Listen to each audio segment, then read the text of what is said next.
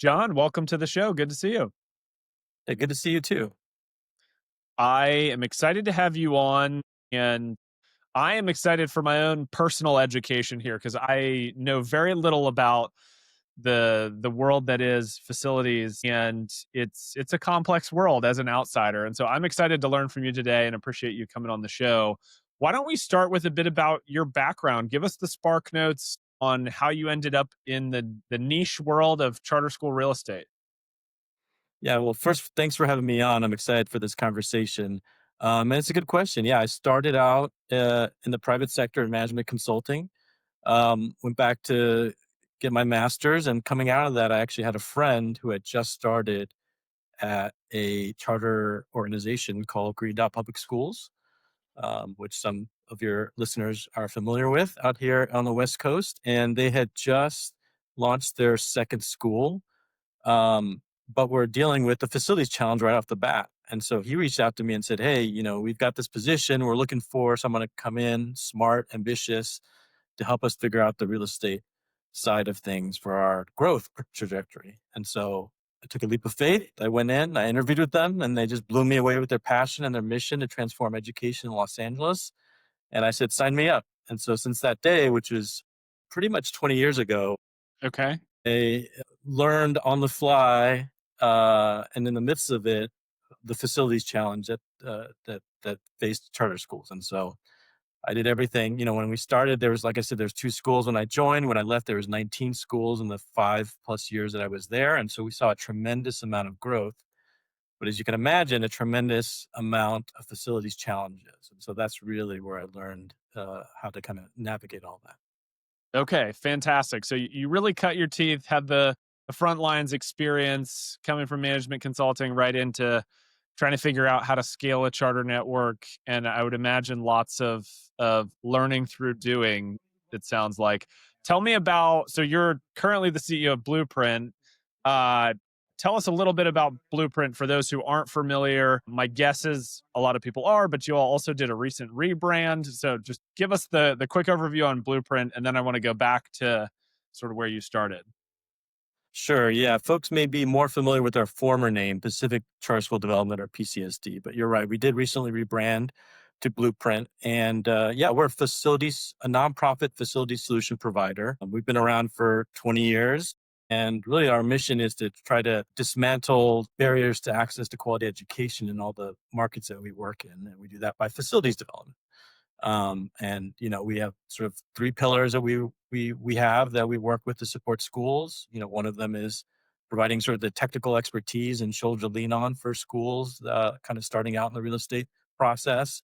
The other is access to low cost capital, and then the third is the nuts and bolts, which is real estate know-how, project management 101, being able to kind of guide a school in a project from its inception all the way to occupancy.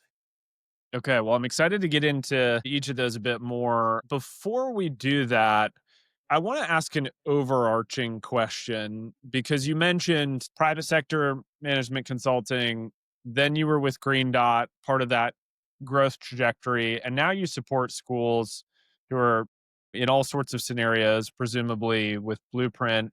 How would you say your experience, maybe even going all the way back to management consulting, how do you feel like that shapes the way you approach this work in general? Like when you sit down with, let's just call it a school founder who's looking to acquire their first facility, how do you feel like your background and experience kind of shape that perspective? So yeah, when we engage with a school, especially an early stage school, we really want to try to define the parameters by which we can achieve success, and really bound then the process within those constraints. And so we really start from a place of affordability, and obviously balance with the need from the particular school. So they have their dreams and ambitions of their permanent home. They've got all these features that they would ideally like, whether it be, flexible classroom space, outdoor space, learning labs, a community garden, etc. And we need to balance that with the realities of affordability, which is ideally based on the per pupil revenue that they receive from the state, and being able to manage and be able to effectively stabilize their school and be able to afford, to pay teachers, all the programmatic needs, et cetera. And so that's really where we start from our approach. And then from there, I always tell people it's also about sort of momentum, um, and really just sort of getting off the ground, right?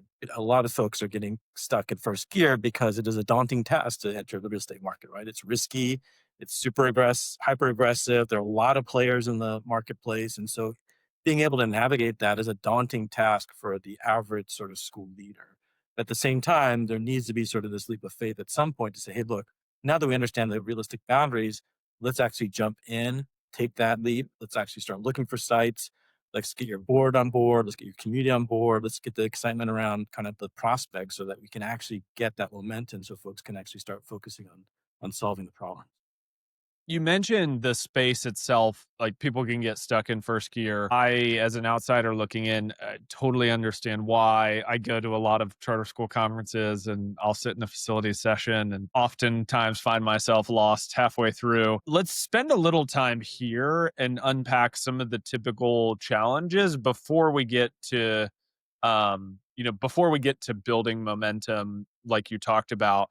From your lens, why do you think facilities financing, facilities development is, let's just start with like, why is it such a critical component to long-term school success? Let's start there. Well, I mean, the obvious one is that everyone wants a stable home, right? To Yeah. to be able to house and start and house their school. And like I said earlier, I think people have ambitions as to what that home looks like in terms of all the features that they Grand visions, I'm sure. Yeah. sometimes very grand visions. And so there's a reality to that of like, what can they actually achieve and accomplish given that they are a single site school, given that they have constraints in terms of their budget and what they receive from the state. So a lot of it is actually really trying to provide clarity in terms of what their realistic options are.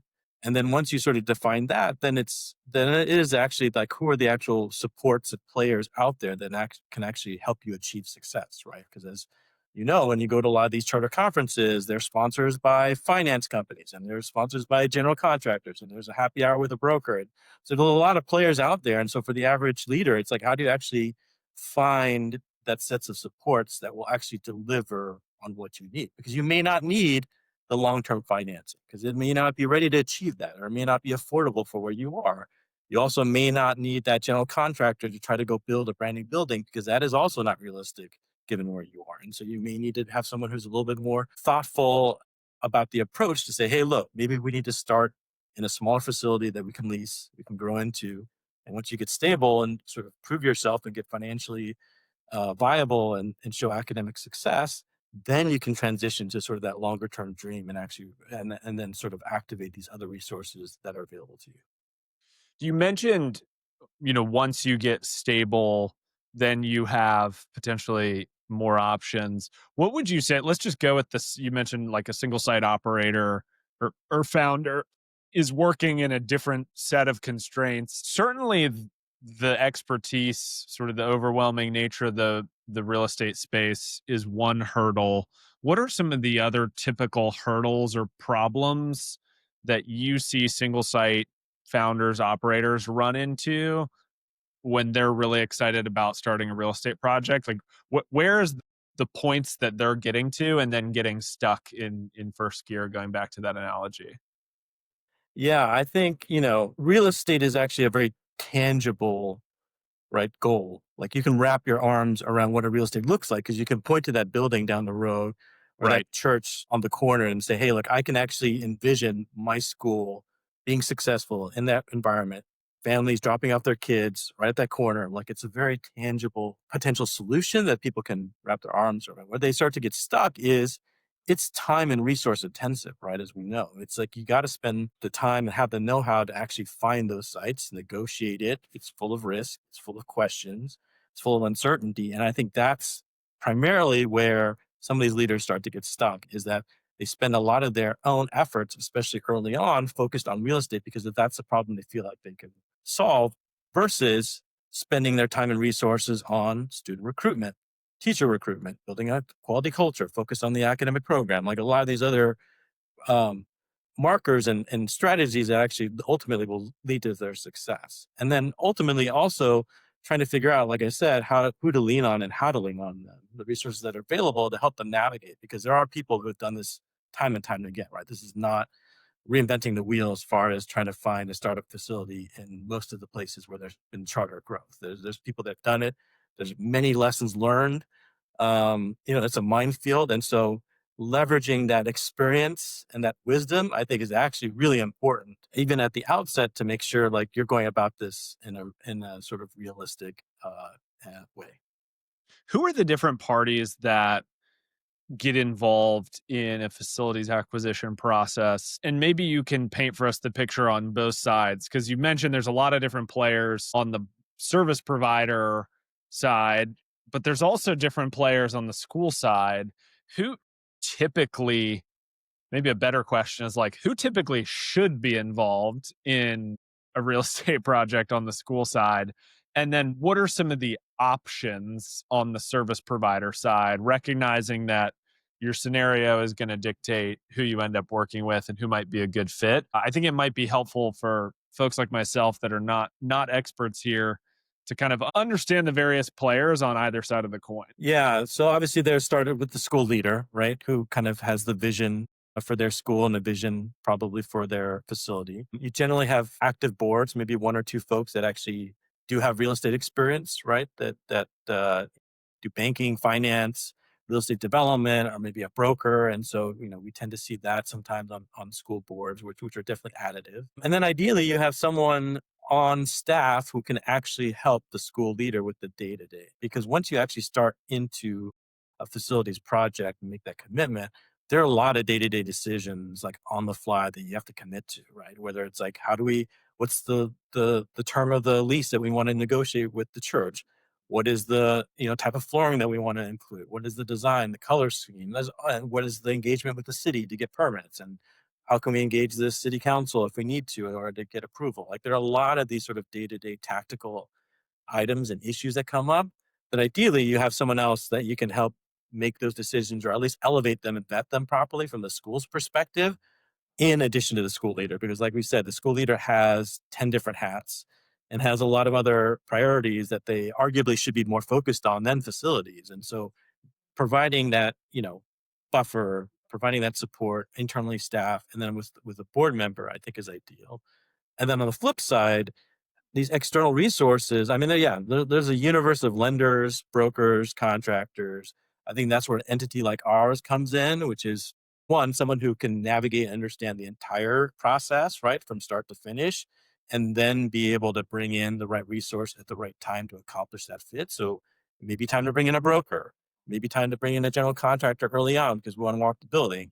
It may be premature to bring that contractor in because we actually don't know if this site is actually realistic. We got to go talk to the city first to make sure we sort of understand all the parameters around getting it approved. And then ultimately lending, right? And lending, it can be very complicated too. There's short-term lending, there's long-term lending, there's a dozen different structures and tools now. It's become very sophisticated in terms of charter school lending.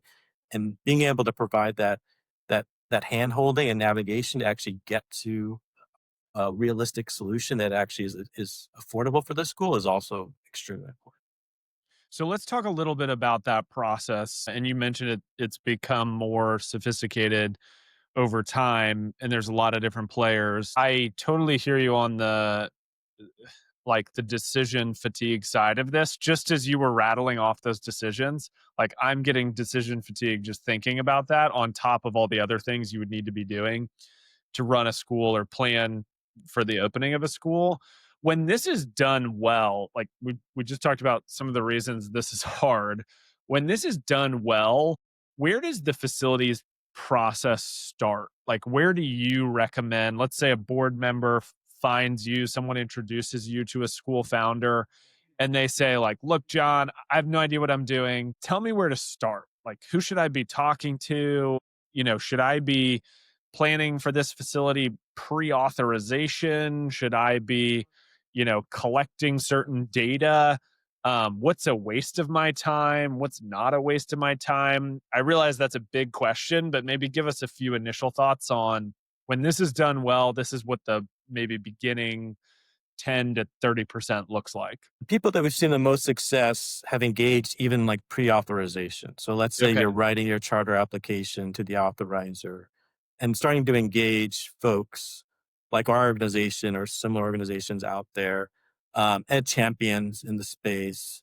other support organizations out there that again have either touched facilities tangentially or directly to actually say, hey, what are some of the best practices? Like what's realistic again for a year zero school, a year one school to actually achieve and potentially commit to. And so that's first, I think an important step. And then obviously once they are authorized, then be able to gauge the same set of sort of resources to then be realistic about like what's achievable. And that's also involves finance. And that's a critical piece of this. I think time and time again, we see schools unfortunately sort of get over their skis in terms of financial commitments because they have the ambition, they have the dream of their facility. They go out there, they start shopping from day one, which I find is actually somewhat a waste of the time or resources, right? Them actually driving around, negotiating, lining up resources when they don't even know exactly what they can afford or what they can pull off, right? Right. Especially given time constraints with these sort of authorizing windows, right? In a lot of states, we see there's like a 12-month sprint to actually get a school open. And so yeah, they're driving around looking at this empty big box retail or whatever this play field that the church has and this ambitions of building something new, and that's just not realistic. And so I definitely think the folks that are actually thoughtful up front, pre-authorization, thinking about their finances, thinking about what actually sets them up for success in terms of the financial commitment are the most successful when it actually comes down to executing on a successful real estate project. You've used the word a few times throughout the conversation that you all encourage people to be realistic about the current space they need, about the planning process, about timelines, about where they should be spending their time. What are some of the leading indicators of an organization that is being realistic, that's being thoughtful in their approach? Maybe they've already done some of the things you talked about. They're engaging the right folks pre-authorization. What does it really mean to be realistic across some of these different facets, whether that's the project timeline or the size of your building? Like, do you all have metrics and data you're talking to people about? Or is it more like, hey, you just need to get doors open and families signed up and kids in your building, and then you need to sort of re underwrite everything a year or two in? How do you all kind of coach the folks you support around expectations? That is a very good question. I think flexibility that you sort of touched on is first and foremost. I think being able to have that vision, but also understanding that that might not be ultimately sort of what you can achieve, I think is important. I think being able to be flexible in terms of your sort of space requirements, like you said, recruitment, resources, getting off the ground successfully and what that looks like, I think involves flexibility. I also think, just leveraging community assets, I think is a big one. I think that's something that goes sort of undeveloped in terms of being out there, meeting with community organizations, mining the connection points there, and being able to then surface opportunities to then collaborate, right? Whether it's a community center, whether it's a church, whether it's another government entity, whether it's another charter school. I mean, we've been Mm, successful in several of the places that we work in of being able to help multiple schools and or multiple operators incubate collectively. And so there may be mm, a school that's ahead of sort of the growth curve that has a building that they just opened. They only have two of 4 or 5 grades. And so there's space for a year or two to be able to then house another operator with maybe a complementary program or a complementary grade level, and then backfill that, right? Provide them sort of the full enrollment to be able to support whatever financial obligation there is. And then within 2 years, that buys us time to then build something or find something permanent for the second school and move them out while still allowing the original school to continue to grow and fulfill their enrollment pattern. So we've seen a lot of that, but that involves, some level of coordination, which I get, a lot of these folks are in their day to day. It's really hard at the school level to do that. And so I think that is actually where another value for our organization working with ed champions on the ground is to be able to actually look at a sector holistically and say, hey, what are all the moving parts in terms of schools trying to open and find facilities? Let's find ways to actually match some of them to be complementary and to be able to actually ease them into this and actually buy us all for the time necessary to be able to do that, and help each of these grow successfully. great. So I want to skip ahead a little bit and talk about the funding side of this. Yeah. And you mentioned you all sort of have three facets in which your organization supports schools and school founders. And one of those is access to affordable capital. Talk to us a little bit about the current landscape around how people are financing these buildings.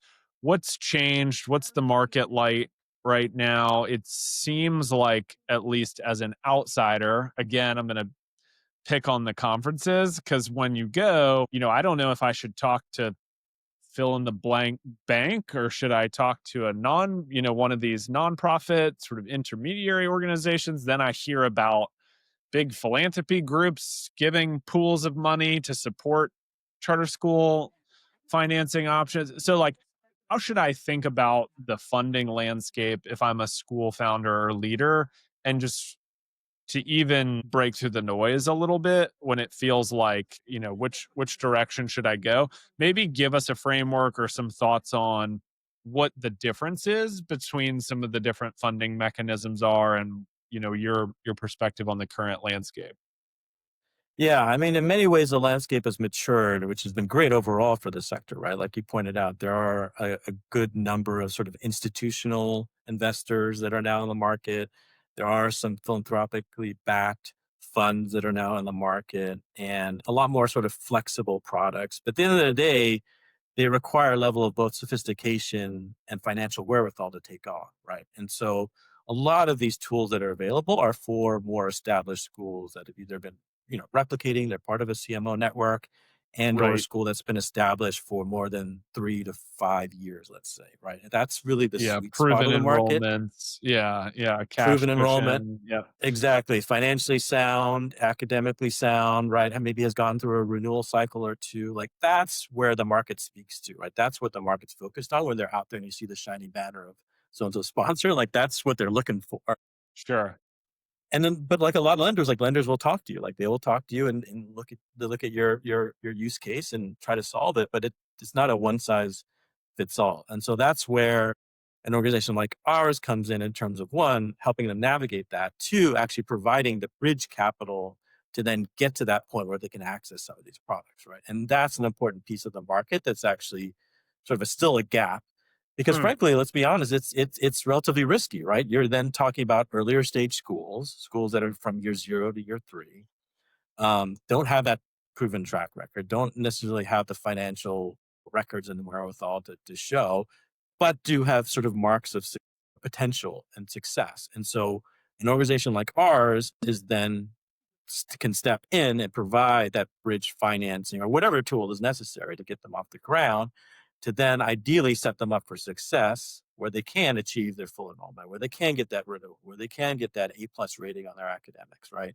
And then be able to then go access some of these, bigger, more affordable options that are out there. Right. The chicken or the egg problem. Exactly. Yeah. Do you feel like philanthropy, I have no idea if this is a polarizing question or not. This is part of you know, I'm asking out of ignorance here. Do you feel like, Mhm. it seems like there's been more philanthropic dollars flowing towards this problem in, call it, the last 5 years, maybe 10 years? And you mentioned the space has matured a lot. What's I guess, like, on the positive side, I would assume that means cheaper capital and more access for schools that maybe were unlendable previously. Is that the bull case for this? And then is there a downside? Like, is there any negative side to kind of an influx of capital here? I'm more so just curious, like, what's the downstream impact of more attention and dollars flowing into this space, good or bad? And I think most people have really good intended consequences, but anytime you flood a market with something, there's sort of these downstream effects that were unplanned. Yeah, I think you're right that the sort of bull side is that there has been an influx of philanthropy, acknowledging facilities, but more importantly, putting their money behind it, right? Which Mhm. is something that, going back 10 years ago wasn't as readily acknowledged in terms of like a priority of funding facilities. And I think part of it wasn't out of ignorance. I think part of it was just a daunting, right, Yeah, task of like taking on complex. facilities. Complex, it varies regionally. It's obviously, time and money intensive. It can be fairly risky. And so I think there was a level of sort of education and comfort that philanthropy had to get around in order to get there, but they are there, which is fantastic, and we appreciate it. And there's been several vehicles that have been launched in the last 5 to 7 years that are starting to address sort of the capital side of the market, right? The access to affordability. I think affordable capital. I think what the sort of downstream effects are is that there's still the missing component, like we talked about, of one of early stage financing, and then two, sort of optimizing the real estate side, right, for risk, because that's still half of the equation. There's the money side, which they're starting to optimize in terms of these bigger capital funds. But then there's the actual nuts and bolts of real estate. How do you get this stuff done effectively, limit risk as much as possible, and keep things kind of on track and on budget, right? Because that's a huge, huge challenge. And so that to me is still where there's a lot of work to be done. And how can we better leverage philanthropy? Because I think what you've also seen, especially coming out of COVID with the demographic shifts, you've seen several startup schools and a lot of these places where there has been charter school growth be severely under-enrolled, right? Mm, Start to go down sort of this spiral. right. And then that impacts operations, that impacts academics. And then unfortunately, you've seen a good number of closures of schools that have opened up sort of during the pandemic, post-pandemic. And philanthropy has provided them a lot of support. And so the conversations we're having now is like, how do we actually become more coordinated, more thoughtful, still provide them with the resources they need, but not necessarily sort of focus them solely on the bigger picture, bigger get of like a brand new facility off the bat. That's just again not realistic, right? For a Mhm. startup school. And so let's work within the bounds of reality. Let's leverage philanthropy thoughtfully. And then, our vehicle is actually to leverage philanthropy, not just rely on philanthropy solely, but actually leverage it with private capital. So we actually merge the two. So it's not just, hey, funder X, I'm coming to you for $1 million grant, and that $1 million grant's just going to be sunk in one single project, and you're not going to see it again. That's not a good use of philanthropy in my mind, right? I'd much rather have $1 million go into a structure like ours. We can leverage that 4 or 5 times. We can spread it around multiple projects, and then more importantly, make it recyclable to actually then benefit the sector over time and be evergreen. Like, to me, that's a much more impactful use of philanthropy. What are some of the other drivers right now that you're seeing? We're recording this on it's October 30th. And are there other macro drivers that you feel like are impacting projects? You mentioned kind of the post-COVID demographic changes, people moving, certain metros got an influx of families, other metros experienced the opposite. There's the whole sort of rate jump all the way up, and then now it's kind of steadily coming back down. What are some of the drivers that you all keep a close eye on that you feel like, either provide wind in the sails or headwinds to charter school facility projects? Yeah, I definitely think those two are the first two that we start with. So definitely demographic shifts, demand, underperforming school options that then provide demand for your option, right? And taking a very, very close look at that in each of the cities and states that we work in is critical.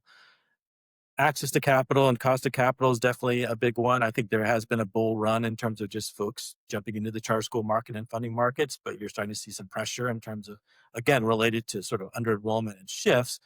A lot of these schools that then got into some of these deals that then can't actually fulfill their financial commitment, right? And Right. so you hate to see it, but that's probably going to lead to some default. And then once you see default, there then starts to be downstream effects of the cooling effect of the market, more scrutiny in terms of underwriting, et Yeah, cetera. So you can start to investors see get that. spooked. Yeah. Right. But again, there's a sophistication. So I don't think it's going to be, a blanket cooling effect. I just think there's going to be more just stringent requirements in the underwriting process, and honestly, just more focus on quality schools, which I think at the end of the day is what we're all looking for, is to support those quality schools, right? Right. But I do think the benefit is that there are a number of a diversity of like school options, school models that have arisen that I think people are really excited about. And I think layer on micro schools, there are a Mhm. lot of opportunities of academic innovation that then will actually lead to facilities innovation, where we Sure. can actually then try to find creative solution. Again, I talked about sort of incubation and co-location as being one of them. That's a perfect example. Utilizing commercial space, right? Office space. We see in the paper all the time, like post-COVID, there's been right? Office space has been freed up. We can convert that. There's been big box retail, small box retail that have been freed up because those businesses are no longer around or solvent. And so there are opportunities in these markets. But I just think, and that's just the macros of real estate of like winds kind of sometimes shift quickly, but sometimes they take longer. And so when you see some of these opportunities, like, oh yeah, I see in the paper that there should be hundreds of vacant office spaces. Well, a lot of those office owners are still holding on to hopes that those will be filled someday. Sure. So the ship doesn't right itself that quickly. That's something you can go, Right. rent stuff on pennies on the dollar and suddenly convert them to schools. But we are seeing more and more of those opportunities. And then I think the last piece is district collaboration. That's something that I know people always aspire to have, but I do think as you start to see districts similarly struggle with under enrollment, have campuses that are underutilized, there's an opportunity to then have that conversation from a very practical perspective to then bridge it. And we've been actually very successful as an organization doing that. Like, I'm very proud of the work that we've done in Oakland Mm. Unified. We've done over 8 projects with the school district on basically utilizing their either closed or empty, excess classrooms and land to actually house a charter school. And it's been a very successful collaboration in a space that's traditionally not, considered necessarily charter friendly. But Right. I think that's a good example and template of where we can actually hopefully create more collaboration across the spectrum in other places. Yeah, I was going to ask you. I'm glad you brought that up because I was going to ask you what you see as kind of canary in the coal mine trends or things that are future trending as you look out, maybe 3, 5 years, 10 years. I know it's very hard to predict. You mentioned some of these burgeoning academic models. I know micro schools have gotten a lot of attention. District co-location is a great example, or leveraging district assets. Are there any others you would add to that list or any other developments that you see on the horizon, whether it be on the funding side, on the actual real estate asset side or otherwise? I do. I mean, I think these sort of state level legislative changes I think are important, whether it's, right sizing funding, right? Per people funding first and foremost, but also acknowledging facilities funding and the gap, right? That in a lot of places charter schools don't have access to general obligation bonds versus Right. a traditional district school will, right? And so we have seen more and more at both the district and state level acknowledgement of that inequity, and then a balancing of that to say, hey, we should actually include charter schools who serve all students in these types of resources. And so there have been a lot more conversation we've seen in Colorado, for instance, Texas, and then, we've historically had some access to similar pots of funding here in California. So I think that's sort of on the horizon in terms of really pushing legislative change in order to provide more resources specifically for charter school facilities. Awesome. All right. Well, as we come to a close here, I've got just a couple final questions, maybe some quick hits for you. If you could gather everyone who is about to embark on a facilities project into a single room, this is a wave the magic wand scenario. If you could bring all those folks into a single room and offer them maybe I'll let you pick 1 to 3 pieces of advice from your 2 decades of experience, what would you say? I'm sure it's things you draw on that we've already talked about, but what would be the kind of top things you would hit on if you had limited time with all these folks? I have this conversation with a lot of school leaders and school boards all the time. And sort of the three things that I always hit on, one is clarity. Like, we need clarity in this process, right? Clarity of like what your intent is, what your ambitions are, clarity on like what your financial wherewithal is, and clarity on like what we can actually realistically achieve.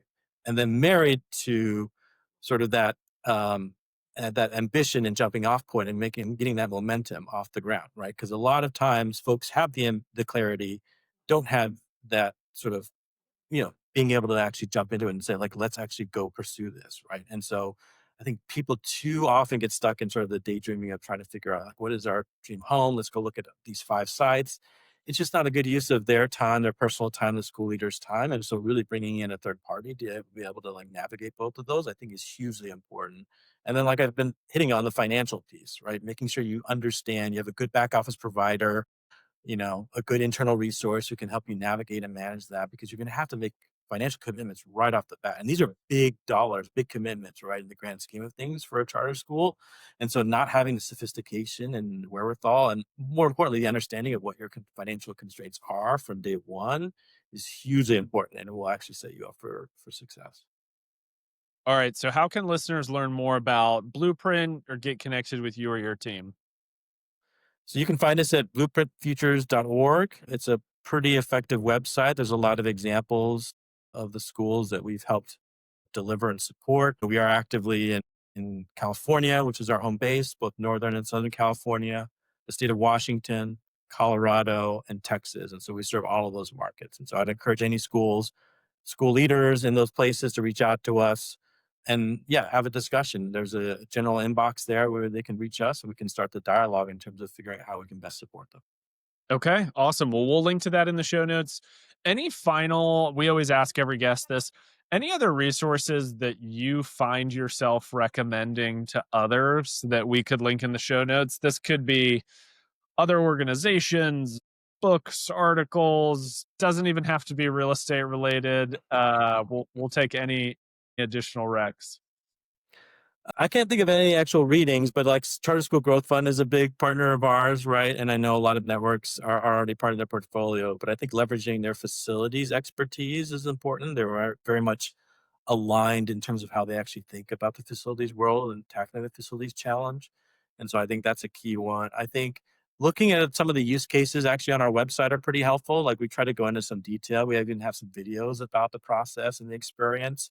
And then, reaching out to other school leaders who again have walked this path in the Right. places they worked. Like to me, that's where the wisdom is, and that's where the lessons learned are because a lot of folks have gone through this, good and bad experiences. And I think you should hear both sides, right? Because not every, Right. not Yeah. every facilities project goes to plan. Yeah. And that's just the reality of it. Like you have to be prepared for the 10 things that may go wrong. And more important, like how are you going to try to solve them and kind of overcome them?